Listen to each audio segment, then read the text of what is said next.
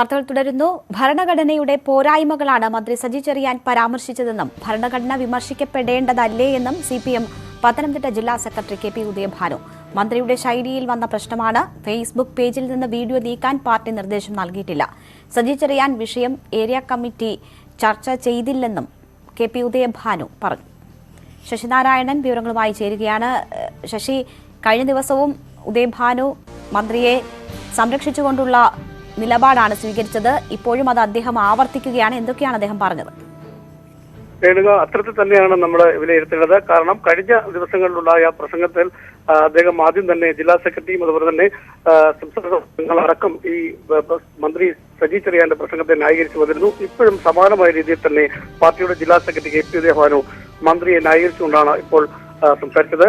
ഭരണഘടനയുടെ പോരായ്മകളാണ് മന്ത്രി സജി ചെറിയാൻ പരാമർശിച്ചതെന്നും ഇക്കാര്യം മാധ്യമങ്ങൾ ഇതിൽ മറ്റൊരു തരത്തിലേക്ക് വാർത്ത നൽകി എന്ന രീതിയിലാണ് അദ്ദേഹം പറഞ്ഞത്.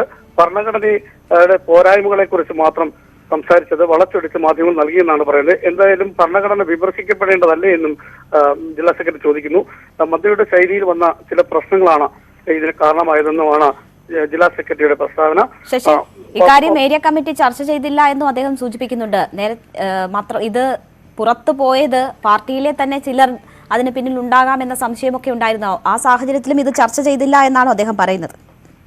നിലവിൽ അത്തരം സാഹചര്യത്തിൽ ചർച്ച ചെയ്യലെന്നാണ് ജില്ലാ സെക്രട്ടറി പറഞ്ഞത്. കാരണം ഈ കാര്യങ്ങൾ മാധ്യമങ്ങൾ സ്ഥാപിച്ച് ചോദിക്കുമ്പോഴും ഇത്രയും ഒരു വിഷയമുള്ള കാര്യം പാർട്ടിയിൽ ഇന്നത്തെ ഏരിയ കമ്മിറ്റിയിൽ ചർച്ച ചെയ്തില്ല, അത് മാധ്യമ സൃഷ്ടിയാണെന്ന നിലയ്ക്കാണ് ജില്ലാ സെക്രട്ടറി ഇപ്പോൾ പ്രതികരിച്ചത്.